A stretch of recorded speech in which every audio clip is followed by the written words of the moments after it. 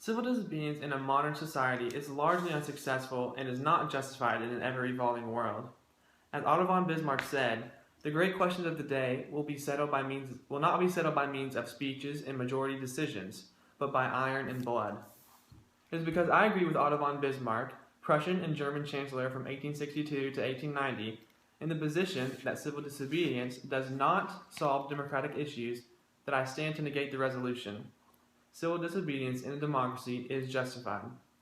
For clarification in today's round, I offer the following counter definitions.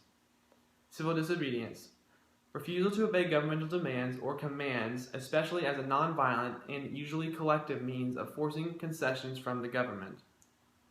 Realpolitik: a system of politics based on a country's situation and its needs rather than on ideas about what is morally right and wrong. Both definitions are derived from the Merriam-Webster Online Dictionary. The highest value within today's round is pragmatism. Pragmatism is defined by the Merriam-Webster Online Dictionary as a reasonable and logical way of doing things or thinking about problems that is based on dealing with specific situations instead of ideas and theories. This ideology seeks to maintain practical thinking rather than moral thinking, and approaches tasks with law and order. Pragmatism is important in regard to democracy because it is not the role of the people, but the role of the government to protect its citizens, promote economic growth, maintain law and order, and embrace and foster a free society, while always furthering the nation. The best criterion for evaluating this resolution is protecting the rights and lives of all citizens through the obedience of government laws. This criterion best achieves my value of pragmatism because in order for a nation to be successful, the entirety of its population must obey the laws of the land. A select few cannot deviate from the laws simply because they deem them to be unfair. In negating the resolution, I offer the following contentions. Nonviolent civil disobedience implies contempt for the law. Civil disobedience that seeks to invoke a higher law beyond and above the system of current laws can never be justified. This is because the very nature of civil disobedience threatens stable social order. An effective system of laws and the peaceful and orderly life of a community under the laws is only possible when the authority of those laws is not easily overthrown by principles outside the legal system. Whether citizens have the right to assemble and protest, national law is disregarded, and although not inevitable, social chaos is almost invited. Take the recent Baltimore riots, for example. Armored vehicles lined the city's battered and main thoroughfares, and thousands of law enforcement officers and National Guard troops worked to maintain order for a citywide curfew that went into effect as of 10 p.m.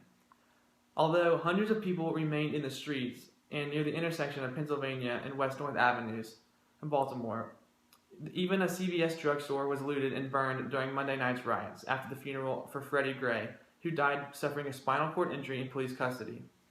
Police reported glass bottles being thrown at them, and some even trying to challenge them.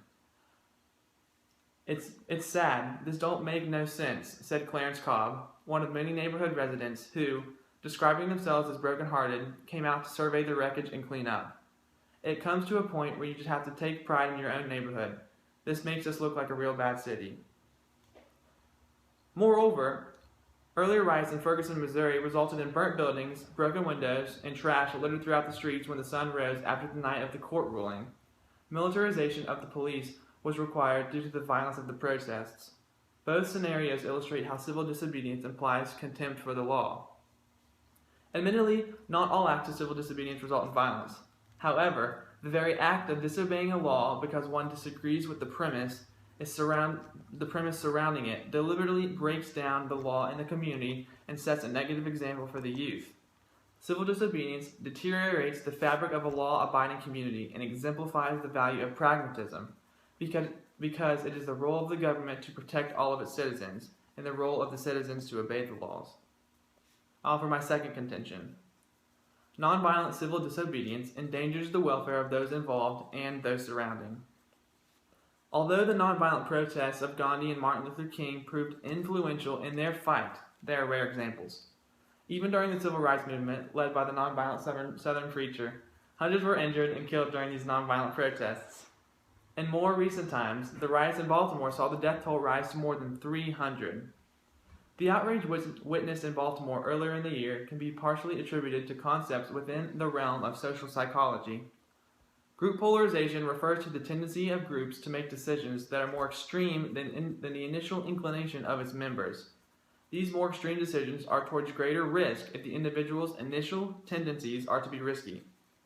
This aspect of social psychology goes hand in hand with the theory of de-individuation. De-individuation is a concept in social psychology that is generally thought of as the loss of self-awareness in groups. This concept explains the behavior of the people in the Baltimore riots and other violent protests, and how they become lost in the crowd, acting uncharacteristically. Stanley Milgram and Solomon Asch's famous studies on conformity help prove the dangers of protests and the violence that can ensue. I offer my third contention. Nonviolent civil disobedience is not justifiable because it is not a successful method when resolving conflict. Since the beginning of civilization, humanity has faced issues such as inequality and injustice. The victims of these issues demand their rights be met, but without any substantial leverage, their demands go unanswered. In 1849, the American philosopher Henry David Thoreau published In Resistance to Civil Government, an essay in which he introduces a method for the people to enact change in government. Thoreau advocates nonviolent resistance to unjust laws through non-cooperation. This method of nonviolent resistance was undeniably effective in the hands of Mahatma Gandhi and Martin Luther King Jr. However, Nelson Mandela was forced to abandon nonviolence in his fight against South Africa. The concept of civil disobedience that Thoreau outlined in Resistance to Civil Government is not always a plausible strategy for government resistance. Nelson Mandela, praised as one of the most influential figures throughout history, initially accepted Thoreau's concept of civil disobedience as an effective strategy for his cause. After a spectacle of violence where the government opened fire against ANC demonstrators in Sharpeville, South Africa, Mandela abandoned his nonviolent stance. Disillusioned, he decided that violence was the only thing, saying, "I and some colleagues came to the conclusion that violence in this country was inevitable. It would be wrong and unrealistic for African leaders to continue preaching peace and nonviolence." After leaving the country unlawfully and traveling abroad to help organize his cause, Mandela was sentenced to life imprisonment, barely escaping the death penalty. Nonviolent civil disobedience and demonstrations have failed in other nations as well. In 1989, a protest of over 1 million people on Tiananmen Square, Beijing, was quickly dispersed when tanks of the People's Liberation Army entered the square. Hundreds were killed and thousands were injured. In June of 2009, demonstrations in Iran were answered with violence when civilians protested against the election of the new president. In Georgia, peaceful demonstrations were answered with violence when government forces used violent and excessive force to disperse largely peaceful demonstrations in the capital. These acts of violence, which arose through failures of civil disobedience, reinforced Bismarck's ideology of pragmatism and realpolitik, showing that true progress is not made through doing nothing. Moreover, civil disobedience is largely unnecessary in a democratic government. In Federalist 10, James Madison discusses the creation of groups which are made to influence government policy. Today, they are known as interest groups. Civil disobedience often falls into this category because the protesters want to affect government policy to benefit themselves. Madison also discusses linkage institutions which link people to the government. They are voting, media, political parties, and interest groups.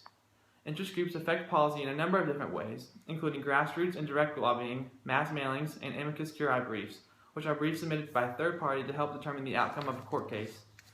Additionally, interest groups have had much success in changing government policy.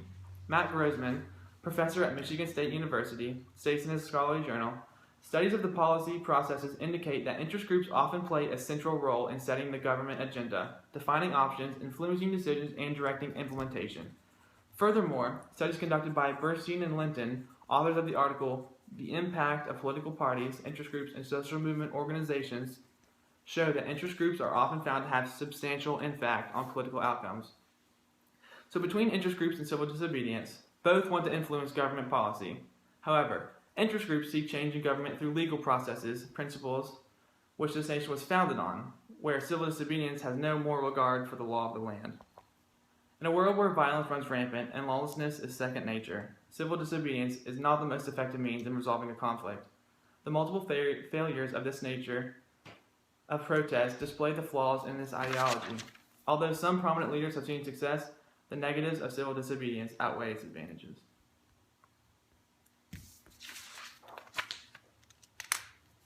Can you define democracy? Democracy is a form of government in which the people have direct control over the election of their officials that govern them. Okay. When you mentioned the specific countries that failed when exercising civil disobedience, weren't those countries non-democratic? Yes, they were non-democratic, but you have to look at the entire picture. You can't just look at the democratic countries where there's just one success, such as the civil rights movement, that proved useful for the people. You have to look at the whole picture where, although civil disobedience was a way that these people tried to affect policy in these non-democratic nations, violence ultimately was the outcome of them, and therefore the whole idea of civil disobedience is not successful all the time, although rarely it is. So it's not successful in a non-democratic society, but it's successful in a democratic society? Well, the rise in Ferguson this summer and Baltimore proved that it's not always successful in democratic society, because the protests resulted in violence and lawlessness, which are not the principles regarding civil disobedience. Okay, can you tell me what the First Amendment of the Constitution guarantees for all citizens? It guarantees the freedom of religion, free exercise thereof, the freedom of the press, freedom and right to assemble, freedom of speech, so on. Like that. Okay, so how do you justify the freedom of speech and the freedom to peacefully assemble in regard to civil disobedience? In other words, are citizens only exercising their civil liberties granted to them by the U.S. Constitution when engaging in acts of civil disobedience? Yes, but it comes with a clause. They are exercising their rights given to them by the Constitution, but the Constitution says peaceful assembly. Not very many acts of civil disobedience result in peaceful assembly of people.